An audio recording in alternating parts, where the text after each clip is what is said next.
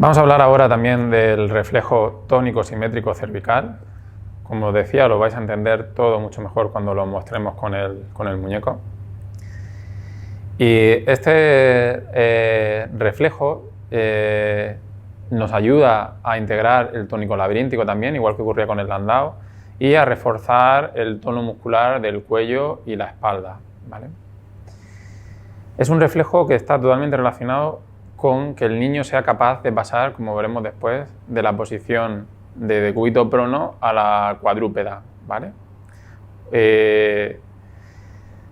Con lo cual va a estar totalmente relacionado con que se desarrolle el gateo, es decir, tiene que ver con la capacidad de coordinar la parte superior e inferior del cuerpo y también tiene que ver con la acomodación visual cerca-lejos. Tiene que ver con la capacidad de acomodar la vista, la flexibilidad en la acomodación que llaman los optometristas, porque en el patrón del reflejo hay una parte del reflejo cuando está mirando hacia abajo que el niño está mirando cerca del suelo. Cuando algo le llama la atención, en la otra parte del reflejo mira hacia arriba y tiene que acomodar la vista lejos. Con lo cual ahora veremos la implicación que tiene este reflejo. Lo de coordinar, la capacidad de coordinar la parte superior e inferior del cuerpo tiene que ver con que en el patrón de este reflejo cambia la actividad muscular de miembros inferiores y superiores en función de la posición de la cabeza, como veremos después con el muñeco cuando muestre el reflejo. Con lo cual tiene también que ver, por ejemplo, con niños que tienen brazos hiperflexibles o problemas de dificultades para sostenerse apoyados en los brazos. Tienen poca fuerza en esta estructura.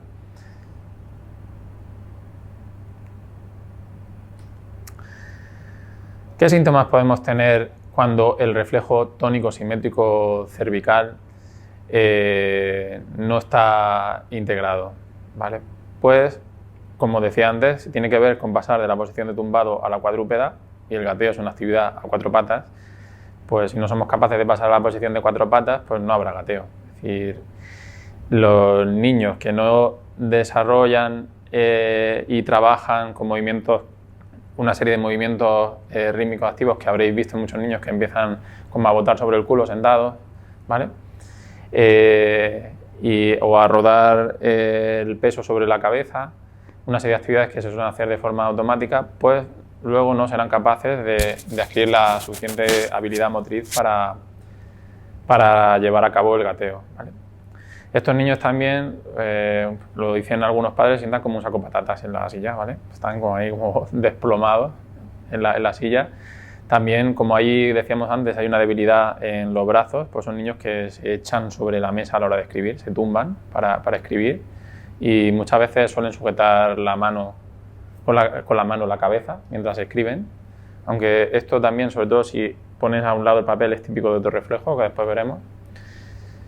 Y también son niños que es por lo que yo, como os decía antes, me metí en este campo, se sientan en postura de W o sobre los pies de seiza, ¿vale?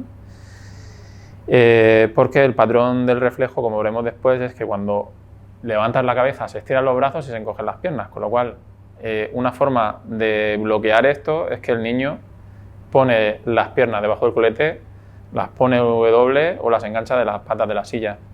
También, como tiene mucho que ver con el control motor de la zona lumbar del tronco, lo que llamaríamos el core, ¿vale? Y del suelo pélvico, de la musculatura de la pelvis, pues lógicamente tiene mucho que ver con la estabilidad sentado. Y una forma de tener mayor estabilidad sentado, si no tenemos un buen control motor, es abrir las patas a la mesa, ¿no? Para prolongar una mayor estabilidad, como ocurre en la postura de W. O si cada vez que yo, por ejemplo, miro hacia abajo al papel, mis piernas tienden a estirarse, pues lo que voy a hacer es enganchar los pies debajo del culete o en las patas de la silla para que de esta forma quedan bloqueados y no se ocurra el patrón del reflejo, ¿vale? También va a tener que ver con problemas que tienen que ver con la visión binocular, porque por ejemplo el gateo tiene que ver con la coordinación de nuestro ojo con nuestra mano, ¿vale?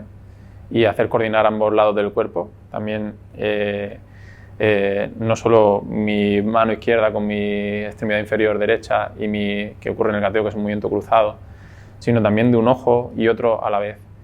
Y sobre todo tiene, como decíamos, este reflejo que ver con la flexibilidad de la acomodación, por lo cual van a ser niños que si a mí me cuesta cambiar de enfocar cerca a lejos, pues van a preferir copiar del compañero que está en el mismo plano, siempre cerca, al igual que lo que tú estás escribiendo, que copiar de la pizarra, ¿vale? Esto incluso os habrá ocurrido a alguno que tenéis dificultades para copiar de la pizarra y preferís copiar del compañero.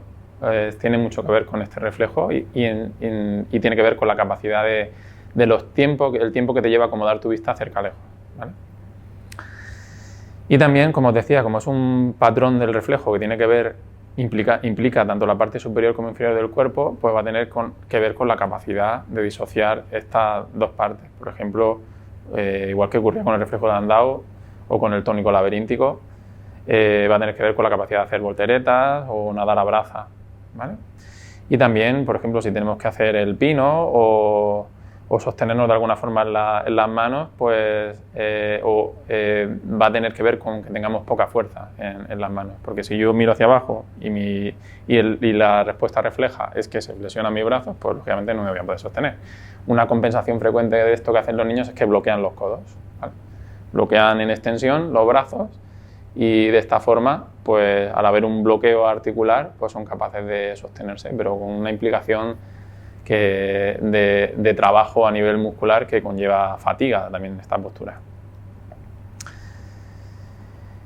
Y Blomberg nos habla, que es el que desarrolla la terapia de movimientos rítmicos, que tiene que ver en el plano emocional con la asertividad, ¿vale?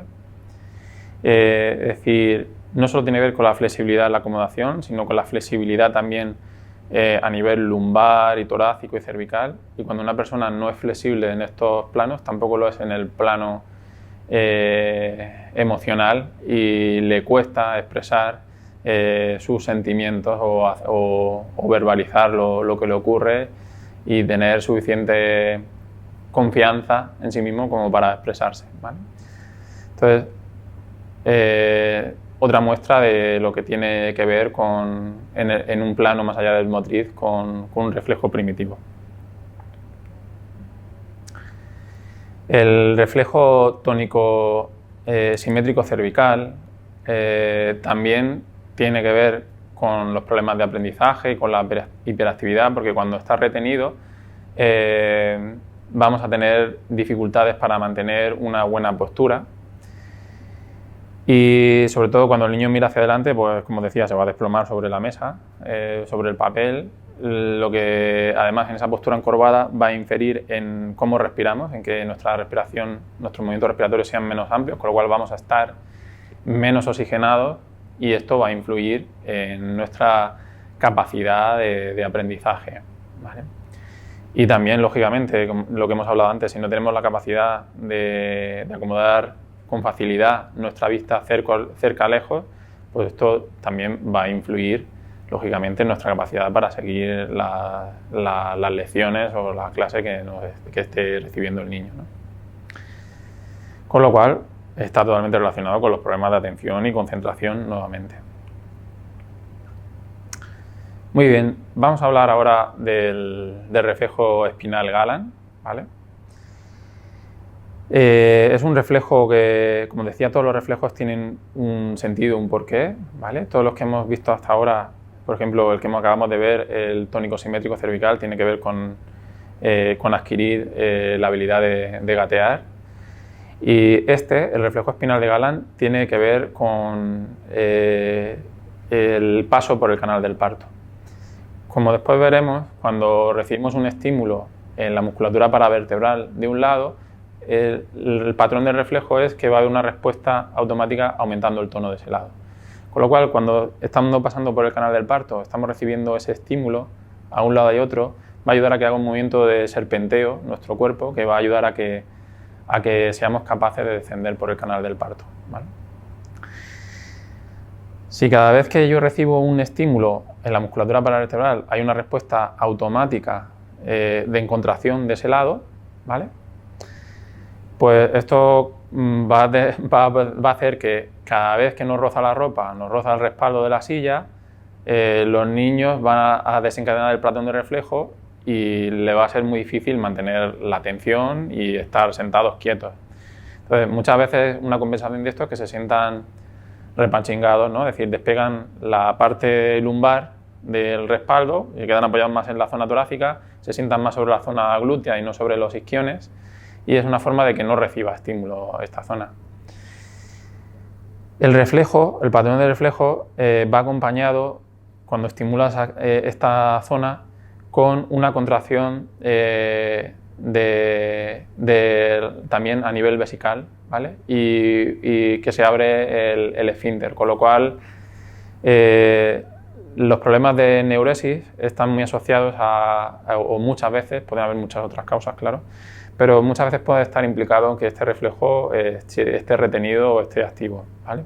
Sobre todo cuando no es normal que un niño tenga eneuresis o no tenga control ni la defecación ni de orinar, y especialmente tanto eneuresis por el día como por la noche, ¿vale? Aunque es más frecuente que permanezca durante más tiempo la de por la noche que la eneuresis diurna, ¿no? Porque durante la noche sabéis que hay dos esfínteres, ¿vale? Uno que tiene contracción voluntaria y otro que tiene contracción de nuestro sistema nervioso autónomo, ¿vale? Entonces, por el día podemos mantener la conciencia de mantener un esfínter cerrado, pero por la noche no.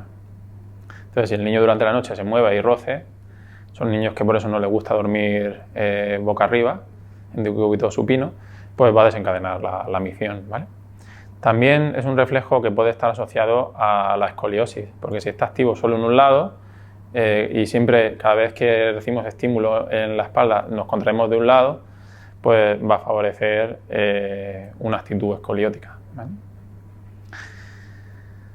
Los niños que tienen este reflejo mantenido en el tiempo, más allá de la edad que deben de mantenerlo, y llegan a tenerlo incluso activo en edad adulta, pues una compensación frecuente es que mantienen contraída siempre una hipertonía de la musculatura lumbar para que no se desencadene el patrón del reflejo. Es decir, que muchas veces lo que encontramos como cosquillas no son realmente cosquillas, sino que es un reflejo primitivo activo. Y entonces estos niños que generan como una coraza de esta zona para que no se exprese el reflejo, pues va a tener mucha rigidez y esto va a dificultar el que sea capaz de colaborar la parte superior de nuestro cuerpo con la inferior. Y también tiene que ver con ser capaces de entrar en contacto con nuestros propios sentimientos. Es decir, como os hablaba antes, si estamos rígidos, pues somos también rígidos no solo en el plano muscular, sino también en el plano emocional. Y vamos a tener una dificultad para conectar con nuestras propias emociones, ¿vale? Hoy en día cada vez hay más investigaciones en este sentido que relacionan la parte motriz con la hormonal o la emocional y conductual, ¿vale? Y tiene toda una lógica, porque cómo se regula nuestro tono muscular y la expresión de nuestros movimientos tiene mucho que ver con el filtro que estamos haciendo de lo que nos rodea, ¿no? Y de cómo lo procesamos en base a nuestras experiencias previas y lo que hemos vivido.